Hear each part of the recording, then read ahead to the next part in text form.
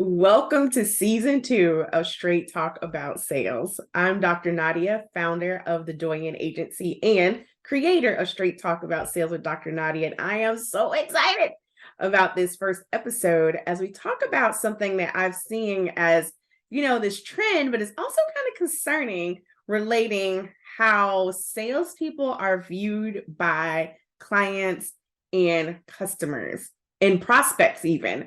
And so, how do we shift this so that we can really begin to have a massive impact? Tune in.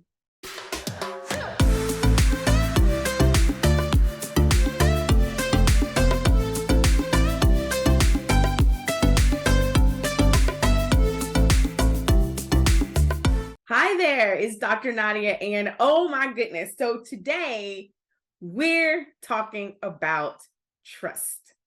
And more so, not just trust, but honestly, the lack of trust that I see in the sales process. And so, as you and your teams are looking at your sales goals for this year, for how you're going to interact with prospects and clients, and really building those key relationships, trust is a very integral part of that. But here's the thing. Here's something that I found very interesting, however, not surprising. According to HubSpot research, only 3%, three, only 3% of people consider salespeople to be trustworthy. Only 3%. So when you look at how you're building out relationships, how you're going about building out your different processes, and really starting to build out your client or customer journey, it's very important that you look at ways in building trust. But one of the things that I've also noticed that in addition to people, our prospects, even maybe some of our clients, we were able, to woo them over really like, no, you can trust me. But in that, one of the things that I've also seen, so we have that piece. And like I said, it's interesting, but not surprising that salespeople really aren't trusted. And there are a number of different reasons as to why that is the case. And we were not going to talk about those today because what I want to talk about is how we as sales professionals don't always trust our prospects, right? Now you look at this, and you're like, wait a minute, Dr. Nadia, like what? But I want you to take a moment and just go with me, right? Like, think about it. Think about some of the things that you've heard, maybe things that you've learned, maybe even things that you've implemented in your sales conversations, in your sales processes, decisions that you've made, things that you've thought about, and pay attention to how you didn't trust the potential people that you would get an opportunity to work with. And seriously, I want you to think about this.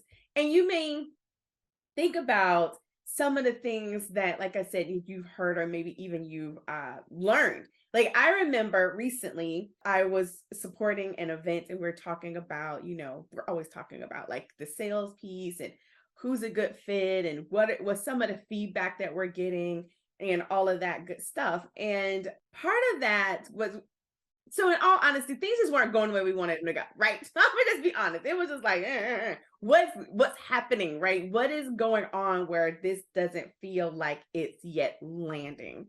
And some of the conversation then went around how do we as a team, as a sales team, really start to pull in the people we feel would be great for this offer to help them move forward. And there began to be some pushback between the team and some of the leadership. And I ended up being the go-between person. So I got a lot of it right on both sides. And part of that feedback, though, was, well, are you as a sales team buying into the story of the prospects, potential clients? And I was like,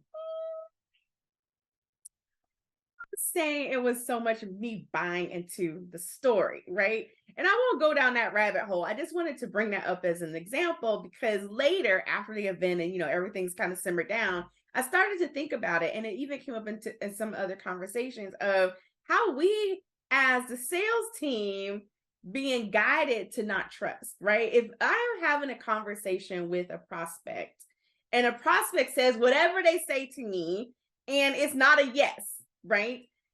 What is it? At what point am I buying into a story, or at what point am I then being trained, conditioned, taught, expected to somehow shift that person's decision?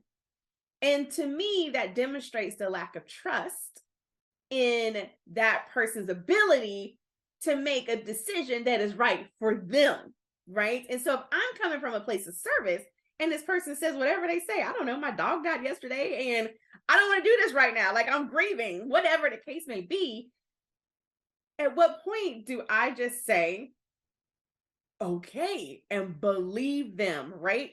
That doesn't mean that you don't continue to do things to build and strengthen that relationship, to answer any questions that they may have. So, in our method that we teach here at the Doyen Agency, it's about not overcoming objections, but I'm like, people do have clarifying questions. Like, people have genuine questions. And if there is a way that, say, whatever your initial recommendation for working with them was, if there isn't a way that that's going to work, then by all means come back to the table to see if there is a way that you can serve them, right? Like that is coming from a place of service, and there are ways to do that. And depending on how your organization is set up, your offers, there is a lot of times it's a lot easier said than done, right? So when you think about how you're going to work with a potential client, going into those conversations, I want you to really think about, well, if this doesn't work out, right? Like, what are some other options or ways that I can serve this person versus having a mentality that whatever they say, I've heard that one too. The first excuse isn't the real excuse, right? Okay, great. But I want to reframe that because you're right. There may be a question behind the question. And so there are ways to ask questions. They ask a question, you ask a question, and they make a statement, you get curious, you ask questions. But I want you to definitely pay attention to your beliefs, which is some of the keys I wanted to share with you as you're looking at, oh, wait a second. They don't trust me and I don't trust them. This whole relationship is about to be a whole hot mess, right? So here are a couple things that I want you to do with yourself, and if you have a team, with your team, to really start to address this and pay attention to these things, because they creep in, they're really sneaky. And going back to my team in that particular event, no one is like a bad person, right? Like I don't consider anyone that I work with to try to be manipulative or any of that kind of stuff. But it was interesting, right, to start to pay attention to some of the things that we just sometimes say or do or assume, and that come up, especially in times of high stress, that we don't necessarily aren't paying attention to, right? So with that, the first thing I invite you to do is to actually take a look at your belief systems.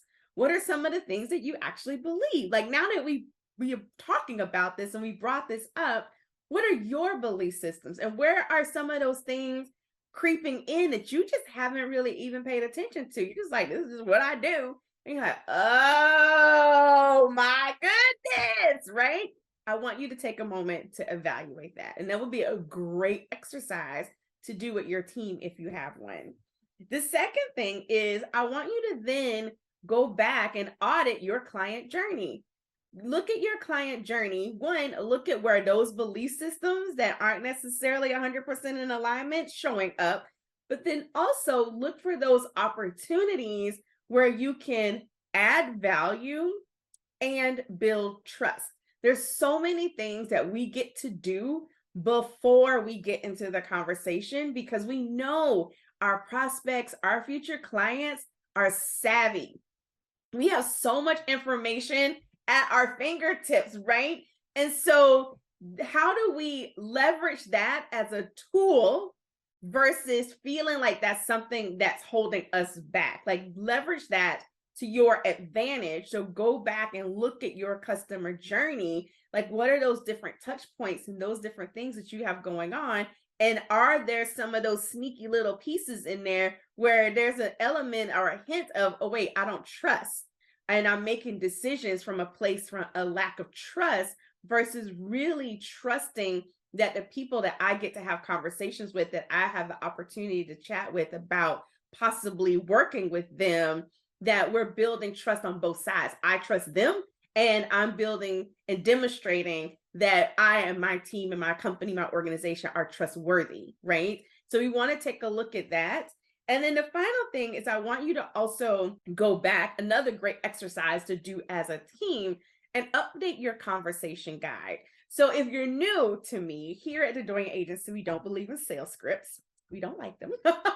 But we do believe in conversation guides. And part of the conversation guide are questions. What questions can you ask as you are guiding your potential clients, your prospects through that conversation to really get to know them, to really better understand their needs and how you and your team can best serve them. And so taking a moment to go back and look at that. Again, we don't have an overcoming objections section to our conversation guides. It's clarifying questions. So that's a great place to add additional questions to help you uncover, is there something that I missed? And conversation that was misunderstood, that wasn't clear?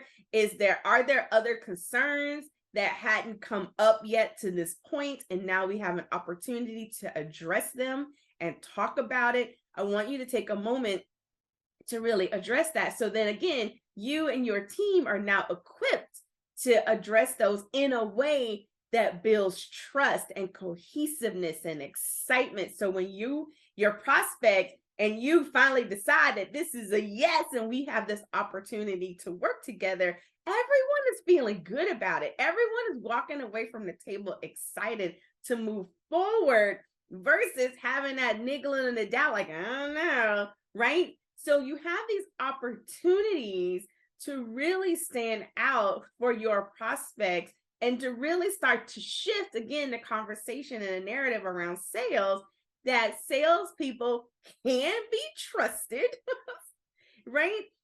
And that whatever those doubts, whatever those other experiences that people have had and they're bringing to the table, they get to experience something different when they interact with you and your team. And so that's really important to do. But I found it really interesting that there's just a lack of trust on both sides. And it's really fascinating when you think about moving forward and working with clients. Is like, they don't trust me and I don't trust them.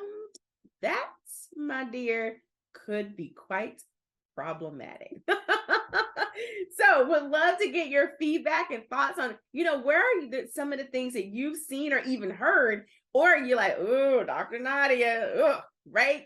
You got me. I started to notice some of the things in my own mindset that are definitely influencing how I interact with prospects, and then to make the commitment to change it. No judgment. We've all been there. We've all seen things. We're all picking up things, but this is our opportunity to shift it.